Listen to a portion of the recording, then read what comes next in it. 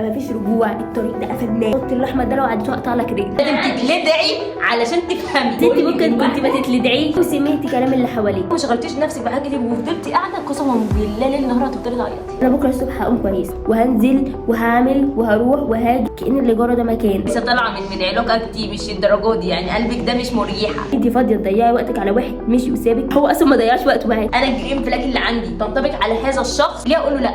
خلاص اشتغلي لحد ما تقابلي ممثل. اللي فيه عيب عمره ما بطله، حتى لو جه ويحلف لك على ايمانات ربنا كلها.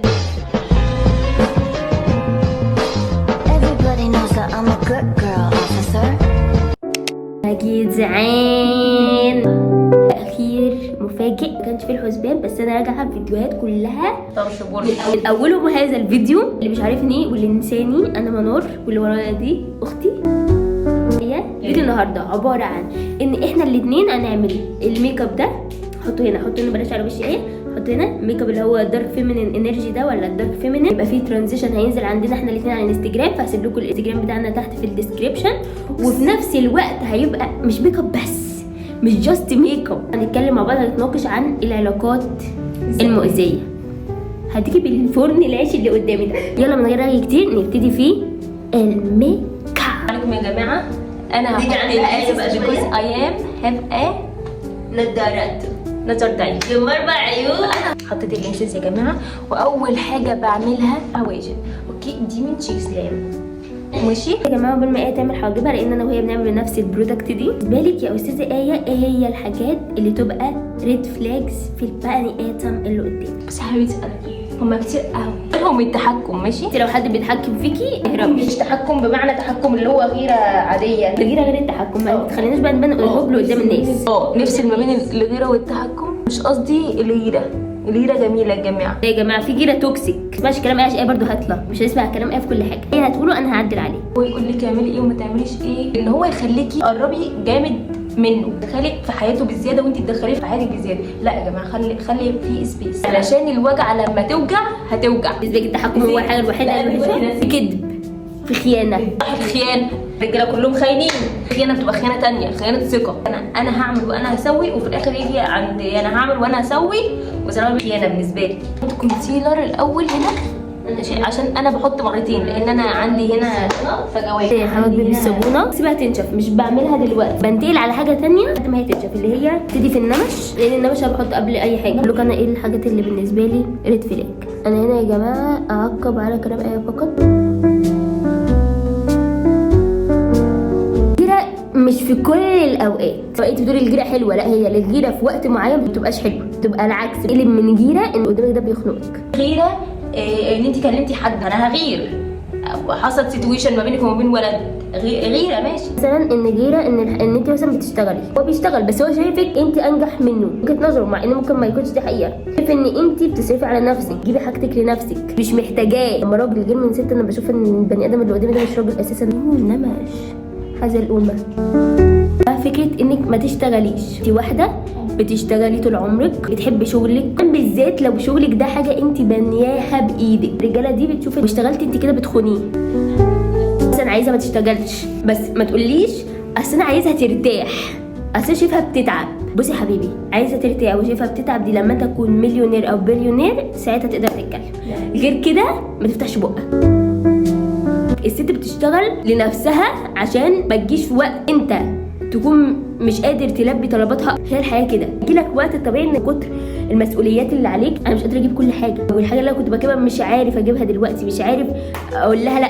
فهي اوريدي عندها شغلها اللي تقدر تجيب منه، وهي مش متضايقه منك، هي مش بتقلل منك. عندها شغلها وممكن كمان تكون هتساعد بشغلها ده، وانا مش شايفه ان دي حاجه وحشه. في حد فيكم يسند التاني. شايفها ان هي بتيجي على رجولتك قوي، خلاص فلوسها ليها تجيب اللي هي عايزاه، تعمل اللي هي عايزاه. وانت بتتكلم كدين وان انت راجل بقى شرقي، مفيش مني اتنين. ايه ده خديجه مرات الرسول ده نمبر 1. كانت ايه؟ ست بيزنس وومن، يعني من العيار التقيل. انتوا بتتكلموا في ايه بقى؟ ده عند مين؟ الست اللي بتاعك جرى في الشغل معاكي وفي اختلاط في حدود الشغل ده بالنسبه لكم دي حاجه حرام.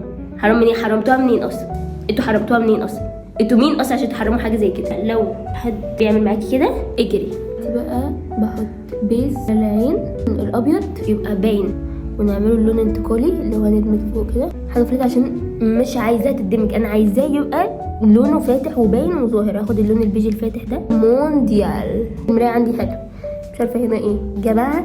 الميك اب تحسوا ان هو مش حلو حتى لو انتوا حطوه. لبست الروج واللبس، اقسم بالله الروج لبسته خلاص. دلوقتي هعمل برضو الايلاينر، هعمله اوف كاميرا لان برضو انا بتوتر. بعمل الماسكارا الاول قبل الايلاينر عشان انا بعمله وينج فيتخن معايا فنبوظ الدنيا. لا بعمل الماسكارا الاول بعد كده بعمل وينج رفيع. الحته دي تبقى كات.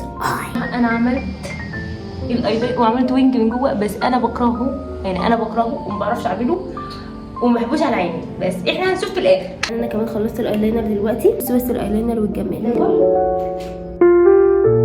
كحلت عيني، انا مش هقول لكم اكتر، انا وسه انا عاجبني، انا حاسه ان هو بعد الفاونديشن هيبقى حلو. وهنا عشان احنا عايزين نعمل ليفتنج للوش كله. على فكره انا عاجبني، حاساه مختلف عنك، يعني مختلف ان هو غريب عن الحاجه اللي انت بتعمليها. انا دلوقتي انت ما قلتليش ايه الجرين فلاكس بالنسبه لك؟ ان هو يبقى سبورت من العيار التقيل. بالنسبه لك ايه بتاع؟ اصلا ما بعرفش اتكلم وانا بعمل حاجه بجد. هو يبقى شخص محترم عارف ربنا، يتقي ربنا في كل كلمه بيقولها، فكر في اللي هو بيقوله قبل ما يقوله. عندي الكلمه طالما طلعت يبقى الكلمه دي حق. محدش يجي يقول لي اصل انا وقت العصبيه، لا وقت العصبيه عندي ده ما فيش حاجه اسمها وقت العصبيه. كون صريح مش كذاب. هتكذب ليه؟ طالما انت بتكذب يبقى انت بتعمل حاجه غلط.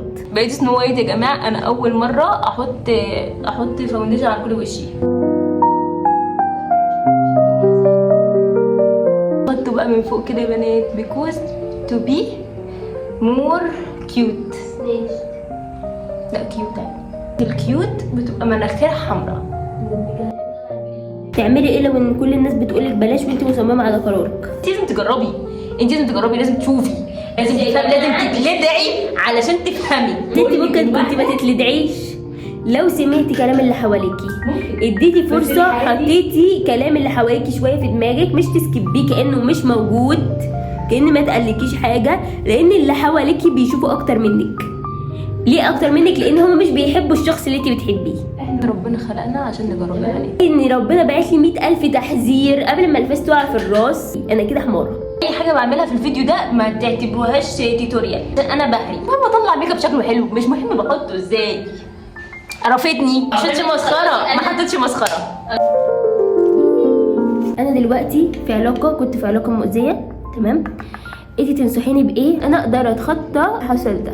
ركزي على نفسك، تشتغلي، شوفي دنيتك، قومي يا بنتي شوفي شغلك. الجيمز ده بالنسبه لي نفس الرد والله. اشتغلي، يعني شوفي شغل. لو انت ما كنتش بتشتغلي انزلي جربي. في ناس جديده، تتعرفي على ناس جديده، اعملي صحاب، بتكوني ايه جديده ما كانتش عندك. انا بقى هسال سؤال في السلنكتين. لو دخل حياتك شخص بعد انتهاء العلاقه بعد اسبوع بالكتير، لقيتي ان في شخص عايز يرتبط بيكي، المفروض تعملي ايه؟ طبعا يا جماعه انا بتكلم في الاطار الحلال، لعب العيال ده مش قصدي عليه. تمام. البني ادم ده بالنسبه لكم لا البني ادم يجي منه فكروا البني ادم ده كويس ولا لا، اللي انا عايزاه فيه كويس ولا لا، الامكانيات بتاعته تمام ولا لا. الحاجات دي اول حاجه فكروا فيها. حسيتوا ان تمام، طبعا ما توافقوش برضه، استنوا لسه طالعه يعني كنت هزه طالعه من علاقه كتير، مش الدرجات دي يعني. قلبك ده مش مريحه. لو تمام ان انت ده البني ادم ده يجي منه فعلا معاه في يوم من الايام، ما تدلوش اوكي وما تدلوش لا. وانا دلوقتي لسه طالعه من علاقه، فاهمه الدنيا ان انت مش متظبط معاكي الدنيا. لما الدنيا تتظبط لو فيها نصيب وان انتوا مكتوبين لبعض كده تبقوا مكتوبين لبعض، بس ما تدوش ولا الرفض ولا الاوكي. قوليها بقى انت بطريقتك، شوفيها على حسب السيتويشن اللي انت فيها. الصراحه الجرين فلاج اللي عندي تنطبق على هذا الشخص، ليه اقول له لا؟ زي ما بتقول كده، لا ده فيه كل بقى الحاجات الحلوه اللي انا عايزاها، ده احلى منه، ده مش عارفه ايه. بني ادم ضعيف، بني ادم لو ما لحقش نفسه بنفسه ما حدش هيعرف يلحقه. لسه في وضع ان انا لسه خارجه من علاقه، حتى لو البني ادم اللي قدامي ده توم كروز، انا مش هقدر اخش في علاقه تاني دلوقتي. مش هخسره وفي نفس الوقت مش هعشمه. انا موضوع عندي حته ان انا اعشم اللي قدامي دي بالنسبه لي حاجه ما بحبهاش. تعشم لا، دي بتاعتي بس مش دلوقتي. فكره خلينا اصحاب او ان احنا نبقى اصحاب برضو في حدود. يعني ادمين كلهم لازم تعمل لهم حدود، حتى صحابك البنات ليكوا بقى في حدود ما بينكم، ما بين اي شخص والتاني لازم يكون في حدود. طول ما في حدود، طول ما انا مرتاحه، طول ما انا الشخص ده مش هيأذيني مشيانه، مش هيأذيني مهما عمل، بحدود وحدود قويه. ايوه ماشي، مش حدود اللي هو بقى لا نتكلم بقى في التليفون 24 ساعة، ننزل ونخرج بقى. ده لو الشخص يجي مني اكيد يعني انا اكيد مش واحد مش قابلها اقعد معاه الا واحد متخلفه عارفه. كنت ماسكاره تحت كان نسالها السؤال اللي بعده.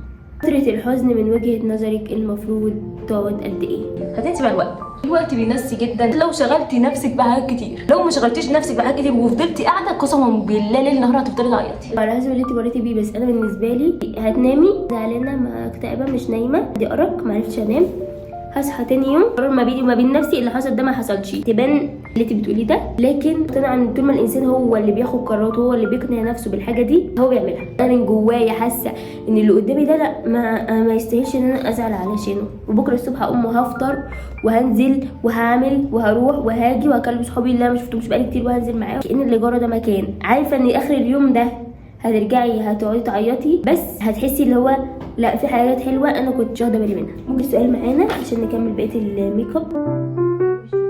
مده كبيره الشخص ده رجع تاني، الوقت ده جوايا حاجتين، مده كبيره اللي هي مثلا تحتمل السنه فيما فوق. واحد بيقول لي ارجعي والتاني بيقول لي لا. بيقول لك امشي ده عقلك، يبقى انت بتفكري بعقلك. امشي، اجري، اهربي، طيري اللي فيه عيب عمره ما بطله. حتى لو جيت ويحلف لك على ايمانات ربنا كلها قال لك اقسم بالله وحياة المصحف ده ما تصدق. مش فكره كذاب على فكره، هو بيبقى عنده احساس اللي هو مشتاق لك، هو عايز يكمل معاك، فبيبقى عنده احساس اللي هو لا انا اتغيرت، هو مش بيحور بس هو ما اتغيرش ويعمل نفس الحاجه تاني لان ده طبع فيه، ده طبع واللي فيه طبع ما بيغيروش. حاجتين معناها ان انت مش مقتنعه اصلا، تسمعي كلام الحاجه اللي بتقولك عكس الحاجه اللي انت عايزاها. الكلب عمره ما بيتعدل، بس البني ادم بيتغير، بيجيله فتره بيقول اللي انا عملته ده غباء وانا هتغير ومش عارفه ايه وهرجع لها تاني. محتاجه اثبات كبير قوي وانت مش فاضيه تضيعي وقتك على واحد اصلا حرفيا مشي وسابك. هل انت فاضيه تضيعي وقتك على واحد مشي وسابك؟ هو اصلا ما ضيعش وقت معاكي، يبقى انت ليه اصلا تسيبي وقت عشان هو يثبت لك ان هو اتغير؟ باعنا خسر لما اغزل لعنه، معلش انت ترجعي ليه؟ بقى بليونير مع عربيه بوش عايشك احلى عيشه ربنا كاتبهولك هتشوفيها.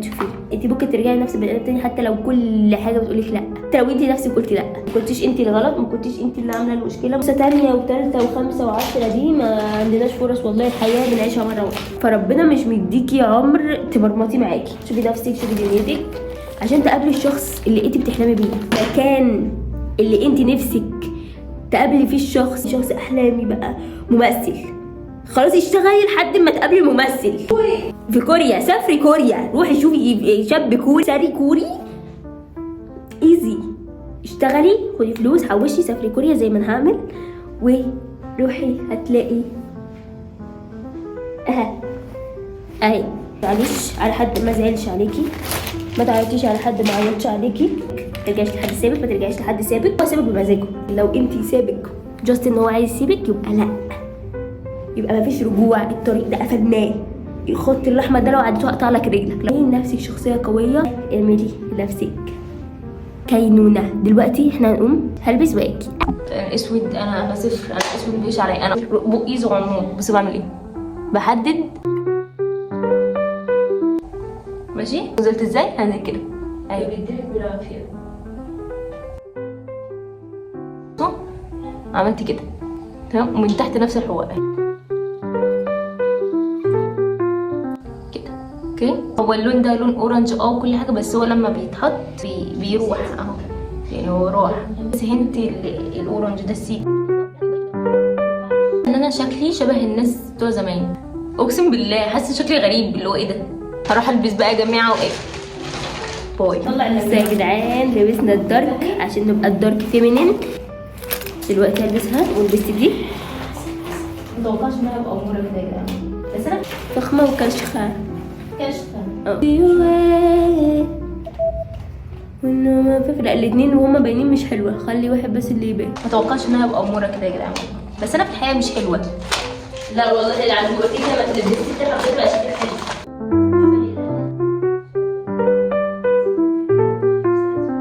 اوف بس انا عملت فيلر يا جماعه. بعد ما حطيت الروج بعد كده احط الليب جلوس بتاع كيكو.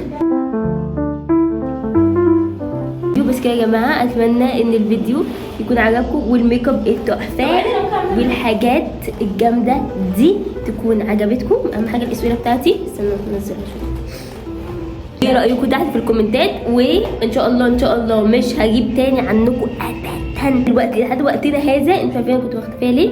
في فيديو يا هيكون نزل قبل ده روحوا شوفوه، يا اما هيكون نزل بعد ده. سبسكرايب يا بنات. لو عجبتكم الكلام مع الميك اب تقولي تحت في الكومنت. ال3 كومنتات دول اللي هيطلعوا دول انتوا ماي لاف. ماي لاف رجع اخدها سكرين شوت وهتفضل معايا عشان انتوا التوب بالنسبه لي. بس كده استنوا الفيديو الجاي هيكون حاجه